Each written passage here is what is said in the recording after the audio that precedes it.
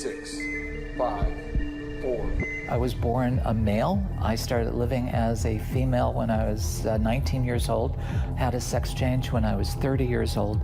I've now been living as a woman for 28 years, and I fully regret this. Once I finally had the surgery, I went, oh, this was the wrong thing to do. It was the wrong thing to do to cut off my male anatomy. First off, my name is Rene Jax, and I'm an author. I've written 8 books so far, 3 of them to do with transsexuality.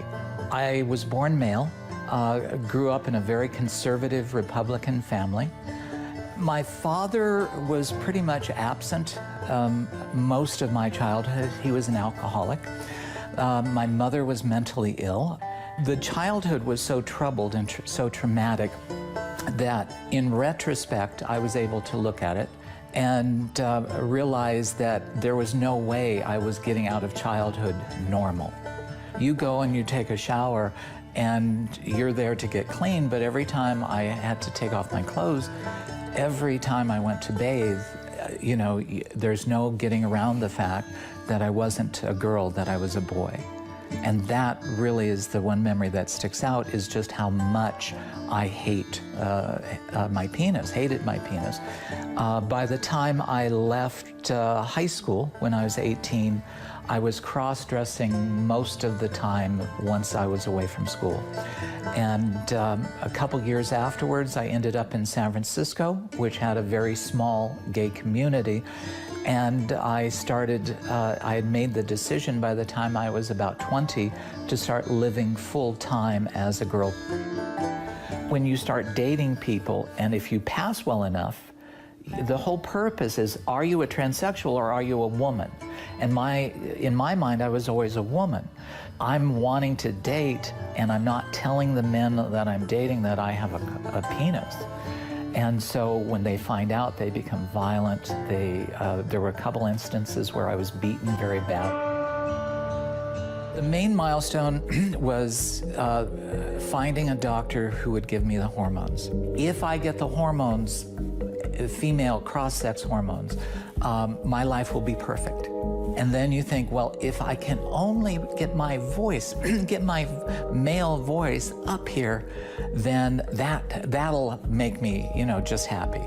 And then you think the next thing is, well, if I can get breast implants, that's all I need. It's never enough. And finally, if you've gone through the therapy and you can convince a doctor to start cutting on you, you go and you have a sex change. I had my sex change in 1990. And in the back of my mind, I thought it might be like all the other stuff I had done, but I was hoping, just hoping, that that would make me feel complete. I never had the full ability to have intercourse because the vagina that they make is so small. So anytime I tried to have intercourse, it was extremely painful and it wouldn't happen. So these surgeries are nothing more than plastic surgery. They don't create, the phalluses that they create for female to males are really hideous looking. I've had several female to male friends, and you look at it and you just go, oh God, you paid for that, it's horrible. The sex change didn't solve my discomfort. The doctors who are honest will say that the gender dysphoria is always there. And it's because the confusion is, it's not so much, it starts out being about your anatomy, but really what you don't like yourself.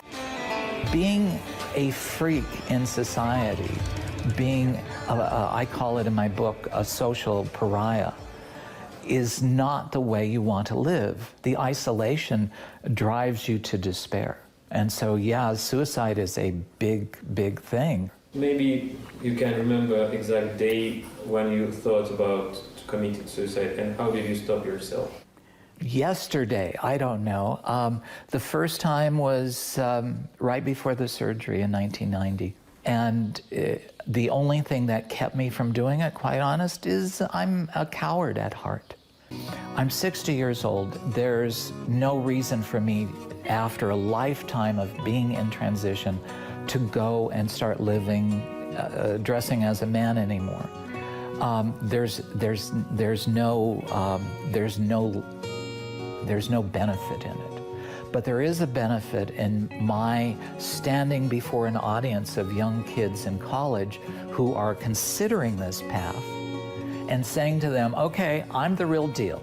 I started living as a woman when I was 20. I've lived 40 years of my life. I've had breast augmentation. I've had genital surgery. I've had 40 years of hormones. All of it has not made my life any better. It's never solved the problem. You break your left leg. You go into a doctor's office, and under the transsexual rule of medical treatment, they say, this is your new normal and we're going to break your right leg too.